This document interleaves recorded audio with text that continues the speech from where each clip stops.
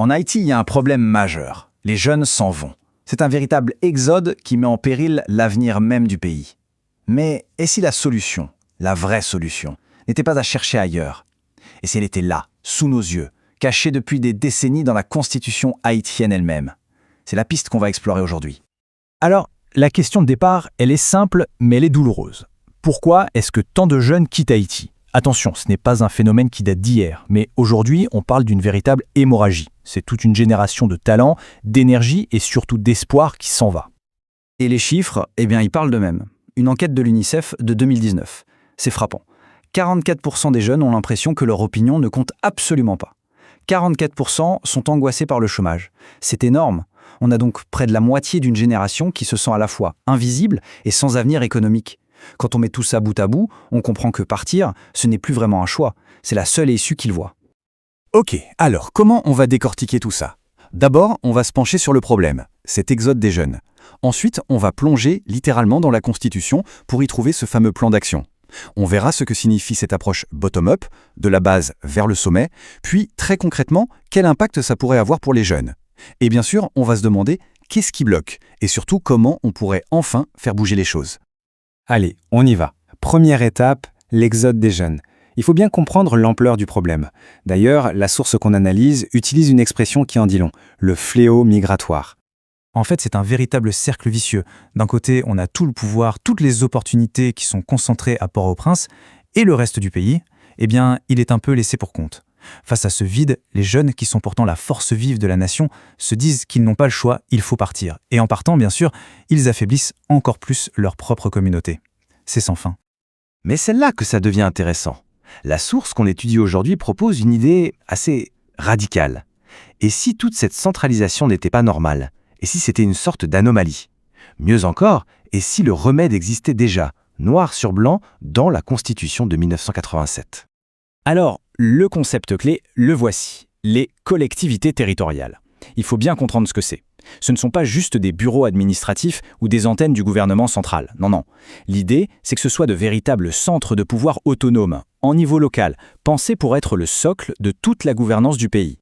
Et c'est là qu'on touche au cœur du problème. Imaginez que la Constitution a prévu une administration qui marche sur deux jambes. D'un côté, l'État central et de l'autre, les pouvoirs locaux.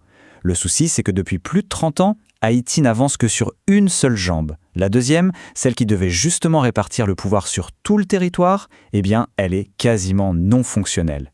Elle est restée sur le papier.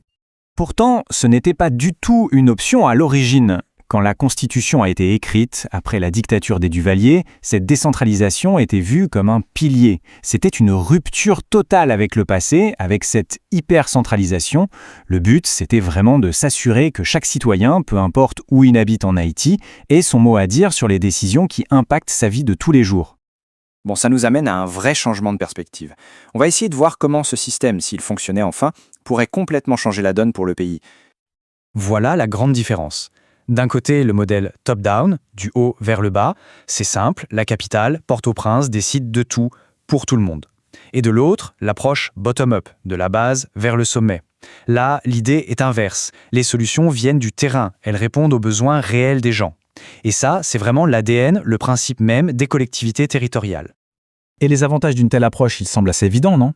On passe de politiques un peu déconnectées à des solutions qui sont faites sur mesure pour les communautés. Ça permet de recréer un lien direct, un lien de confiance entre les gens et leurs élus locaux. Et surtout, ça redonne aux habitants le sentiment qu'ils ont un vrai pouvoir d'agir, qu'on les écoute enfin. Ça répond pile poil à la frustration des jeunes dont on parlait au début. Ok, mais très concrètement, qu'est-ce que ça changerait pour les jeunes? Comment est-ce que cette architecture un peu théorique peut se transformer en vraies opportunités pour cette génération qui pour l'instant pense surtout à faire ses valises? Alors, il faut partir d'un chiffre et il est impressionnant. 54%. Plus de la moitié de la population haïtienne a moins de 25 ans. C'est un potentiel énorme, une réserve incroyable d'énergie, de créativité, mais c'est aussi évidemment une source de frustration immense si tout ce potentiel n'est pas utilisé. Et c'est là qu'on voit un premier levier super intéressant. Pour se présenter à la plupart des élections locales, l'âge minimum, c'est 25 ans. Ça veut dire que ça ouvre une vraie porte d'entrée vers des postes à responsabilité pour cette jeune génération qui, aujourd'hui, se sent complètement à l'écart des grands centres de décision du pays. Mais là où ça devient vraiment spectaculaire, c'est sur le plan économique. Tenez-vous bien, la source estime que chaque autorité locale qui fonctionnerait normalement pourrait créer, en moyenne, 150 emplois. 150. Là, on ne parle plus de vagues promesses, on parle de raisons très concrètes de rester au pays et d'y construire son avenir. Et attention, ce chiffre ne sort pas d'un chapeau. Il vient d'un expert, le docteur Deus Deronet, un ancien député qui a vraiment étudié la question. Maintenant, faites le calcul. Multipliez ces 150 emplois par le nombre de communes en Haïti et on obtient ce qui ressemble à un plan de relance économique gigantesque. Un plan qui serait local et qui viendrait du terrain.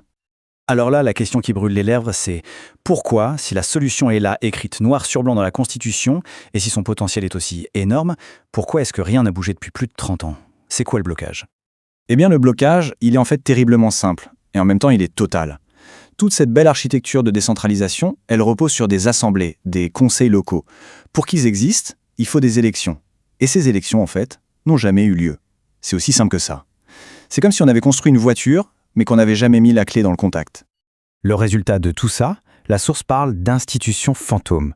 C'est une image très forte. Ça veut dire que des pans entiers de l'État haïtien existent en théorie, sur le papier. Mais dans la réalité, il n'y a rien. C'est une coquille vide, un squelette administratif sans chair. Et pour certains, ce n'est pas juste un oubli ou de la négligence, non. Ils parlent carrément d'une injustice organisée. L'idée, c'est que le pouvoir central refuserait délibérément de partager le gâteau, de partager le pouvoir. Et les conséquences de cette injustice, on les connaît. L'insécurité, le chômage, et au final, cet exode massif des jeunes. On arrive donc au point final, le message principal de la source. Et ce n'est pas juste un constat d'échec, c'est vraiment un appel à faire quelque chose. Et le message, il est très clair. La décentralisation, ce n'est pas un rêve, ce n'est pas un sujet de débat, ce n'est même pas un projet politique qu'on pourrait négocier.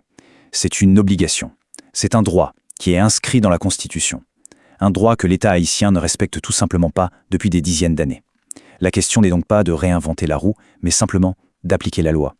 Cette analyse nous laisse donc sur une question, une idée assez puissante. Et si la véritable clé de l'avenir d'Haïti, si la solution pour retenir sa jeunesse et reconstruire le pays, ne se trouvait pas au sommet, à Port-au-Prince?